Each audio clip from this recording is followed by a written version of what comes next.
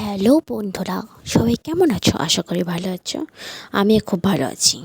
Papiya simple blogs চ্যানেলে তোমাদের সবাইকে স্বাগতম। তো প্রতিদিনের মতো আমি আজকে আবার নিয়ে চলে আসলাম। আজকে তো রান্না করব নিরামিষ। তো নিরামিষ আজকে কী কী ছিল সেইটাই তোমাদের সাথে শেয়ার করব। এই যে দেখতে পাচ্ছ এখানে পটল ভাজছি। পটল ভাজার সাথে হবে পটল ভাজা, শুধু না, পটল ভাজা সর্ষে বলতে পারো, পটল সর্ষে হবে আজকে। তো এইখানে হচ্ছে লাউ ডাল হচ্ছে। তো এইখানে আমি পটলগুলো সব ভেজে নেব। তো কয়েকটা পটল ভাজা হয়ে গেছে আর এই কটা আছে। তো এই দেখো কয়েকটা পটল ভেজে নিয়েছি এখানে। আর ওই যে ওই কটা পটল আছে ওইগুলো সব ভেজে নিয়ে তারপরে হবে পটল সর্ষে। তো তোমরা পুরো ভ্লগটা দেখতে থাকো। তো আমার এখানে সবগুলো পটল ভাজা হয়ে গেছে। তো আমি একটা পাত্রে রেখে দিয়েছি। এরপর দিয়ে দেবো হচ্ছে জিরে ফোড়ন।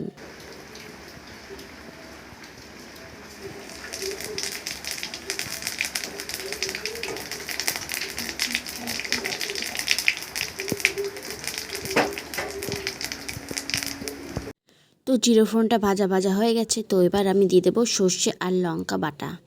তো মশলাটা প্রথমে ভালো করে ভেজে নিতে হবে। ভালো করে মশলা আর জিরেটা ভাজা ভাজা করে নেব।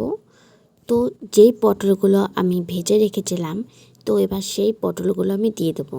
এই যে ভাজা পটলগুলো আমি রেখে দিয়েছিলাম সেইগুলো ওই মশলার মধ্যে একটু গামাখা করে সব মশলাগুলো পটলের মধ্যে চলে গেছে, মানে গামাখা হয়ে গেছে। তো কিছুটা পরিমাণ এখানে চিনি দিয়ে দেবে, তাহলে দেখবে পটল সর্ষেটা অনেক টেস্ট হবে খেতে।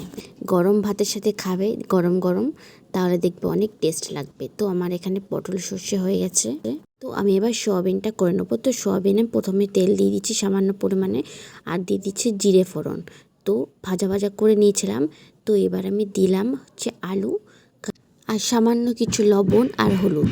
তো এটা হচ্ছে ভাজা ভাজা করে নিতে হবে, ভালো করে ভাজা ভাজা করে নিতে হবে। তো এখানে দেখছো লাউ ডালটা হয়ে গেছে। তো আমি এবার লাউ ডালটা নামিয়ে নিচ্ছি।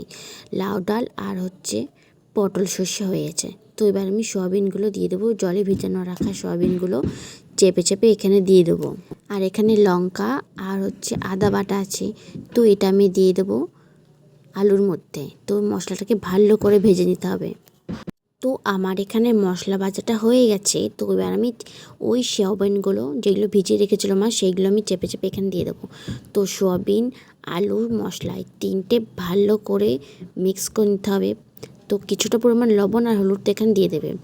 আর তোমরা টমেটোটা দিতে পারো, আমি টমেটোটা দিতে পারিনি তখন, তো আমি পরে টমেটোটা দিয়ে দিয়েছিলাম।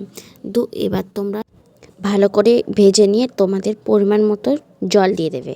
তো আমি এখানে আমার পরিমাণ মতো জল দিয়ে দিয়েছিলাম। তো এবার আমি ঢেকে রেখে দেবো। তো কিছু মিনিট পর আমি ঢাকনাটা খুলে দেখবো যে সবগুলো সিদ্ধ হয়েছে নাকি। তো আমার এখানে সব সিদ্ধ হয়ে গেছে। তো আমি এবার সবগুলোকে আবার ঘুটে কিছুক্ষণের জন্য আবার আমি এখানে ঢেকে দেবো। আবার আমি এখানে কিছুটা পরিমাণে চিনি দিয়ে দেবো, বেশি দেবে না, কিছুটা মতো দিয়ে দেবে। আমি যেমন দিচ্ছি ওরকম কিছুটা দিয়ে দেবে। এইবার সব কিছু দেওয়া হয়ে গেছে। তো এবার আমি ভালো করে ঘুটে আবার আমি কিছুক্ষণের জন্য এটাকে ঢেকে রেখে দেবো। তো আমি ভালো করে এবার এখানে ঢেকে দিচ্ছি। তো ঢাকনাটা সেট করা নেই, তো সেই জন্য একটু প্রবলেম হচ্ছে। তো এইখানে লাস্টে যখন নামানোর সময় হবে, তো আমার এখানে সয়াবিনটা প্রায় হয়ে গেছে। এবার নামানোর সময় তোমরা 1 চামচ ঘি দিতে পারো। আর ঘিটা দিলে অনেক একটু স্বাদ হবে, সেই জন্য তোমরা 1 চামচ ঘি দিতে পারো। তো এখানে আমার সয়াবিন পুরো রেডি। তো কেমন লাগলো রেসিপিটা অবশ্যই তোমরা কমেন্টে জানিও। আর আমার মতো করে এরম করে সয়াবিন রান্না করে দেখো বন্ধুরা, খুব সুস্বাদু হবে। তো বন্ধুরা ভিডিওটি এখানে এন্ড করছি। দেখা হবে আবার কোনো নতুন রান্নার ভিডিও নিয়ে। আর বন্ধুরা যারা যারা আমার চ্যানেলটিকে সাবস্ক্রাইব করোনি, তারা কিন্তু অবশ্যই ঝটপট করে চ্যানেলটিকে সাবস্ক্রাইব করে পাশে থেকো।